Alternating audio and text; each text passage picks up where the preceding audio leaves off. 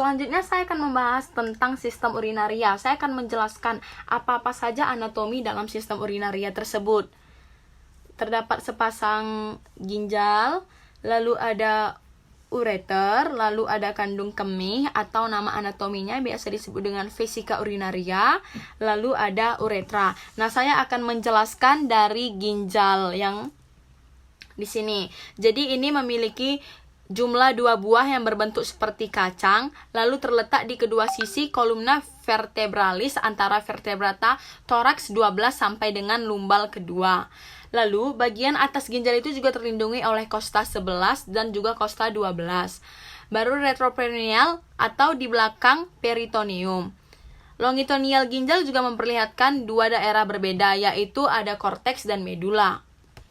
Lalu dalam bagian ginjal juga terdapat unit nefron. Itu fungsional ginjal adalah nefron, karena pada manusia setiap ginjal itu mengandung 1 sampai 1,5 juta nefron yang pada dasarnya mempunyai struktur dan fungsi juga yang sama. Lalu ada 2 jenis nefron. Yang pertama itu ada nefron kortikalis dan yang kedua ada nefron juxtamedulari. Tetapi 2 nefron tersebut tidak bisa kita lihat dengan mata telanjang karena itu biasanya kita lihat dengan alat, yaitu namanya mikroskopi, pembesaran tertentu.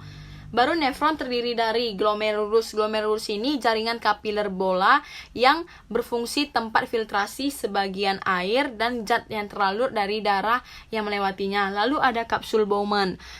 Kapsul Bowman ini bagian dari tubulus yang melingkupi glomerulus untuk mengumpulkan cairan yang difiltrasi oleh kapiler glomerulus. Lalu ada tubulus. Terdapat 3 jenis tubulus. Yang pertama ada tubulus proksimal. Itu berfungsi mengadakan reabsorpsi bahan-bahan dari cairan tubuli dan juga menskresikan bahan-bahan dalam cairan tubuli. Baru yang kedua ada lengkung Henle. Lengkung Henle ini membentuk lengkungan tajam. Itu dia berbentuk U dan dindingnya ini sangat tipis dan berfungsi sebagai reabsorpsi bahan-bahan dari cairan tubulus dan sekresi juga bahan-bahan ke dalam cairan tubulus. Lalu selain itu juga berperan penting dalam mekanisme konsentrasi dan dilusi urin.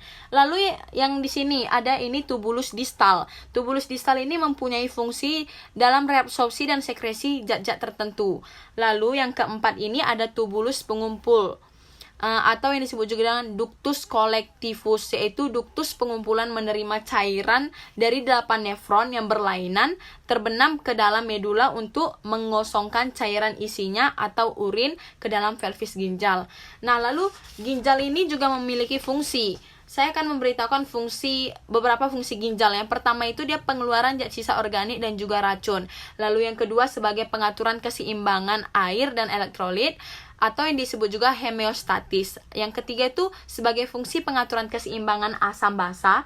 Lalu yang keempat itu ada pengaturan produksi sel darah merah. Baru yang kelima tuh pengaturan tekanan darah yang dilakukan melalui pengaturan kadar natrium plasma dan juga sekresi hormon renin. Fungsi selanjutnya itu ada penghasil sebagai vitamin D. Jadi ginjal ini berfungsi sebagai penghasil vitamin D. Lalu yang ketujuh ada fungsi sineta atau glucosa.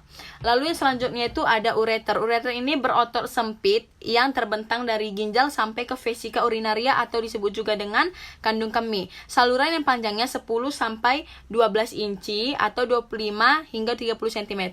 Lalu dia mempunyai hubungan antara ginjal dengan vesika urinaria. Fungsi ureter ini menyalurkan urin ke vesika urinaria. Lalu selanjutnya ada vesika urinaria yang disebut juga dengan kandung kemih. Ini kantong berotot yang dapat mengempis terletak di belakang simfisis pubis. Vesika urinaria ini atau kandung kemih ini terletak di lantai pelvis atau pelvic floor bersama dengan organ lain seperti rektum, organ reproduksi, bagian usus halus, serta juga pembuluh darah, limfatik, dan saraf juga. Jadi, dalam keadaan kosong, vesika urinaria ini berbentuk tetrahedral yang terdiri atas 3 bagian. Ada apex, fundus, atau basis, dan kolum. Dinding vesika urinaria ini terdiri dari otot detrusor, otot spiral, longitudinal, sirkular, baru terdapatnya trigonum, vesika atau mirip segitiga, lalu persarafan terdiri atas persarafan simpatis dan juga parasimpatis. Juga Kandung kemih ini atau vesik urin ini memiliki fungsi. Itu sering disebut juga dengan kandung kemih atau buli-buli yang merupakan tempat untuk menampung dan menyimpan urin. Jadi dia di sini gunanya menyimpan urin, menampung yang berasal dari ginjal melalui ureter. Jadi lalu yang kedua, urin dari tubuh melalui uretra dengan mekanisme relaksasi sphincter. Baru ada uretra. Ini saluran tempat keluarnya air kemih dari leher kandung kemih ke lubang luar. Ini berfungsi menyalurkan air kemih keluar, menghubungkan kantung kemih ke lingkungan luar tubuh. Jadi sebagai saluran pembuang sistem kemih dan sistem juga seksual pada pria. Nah, jadi uretra pada wanita.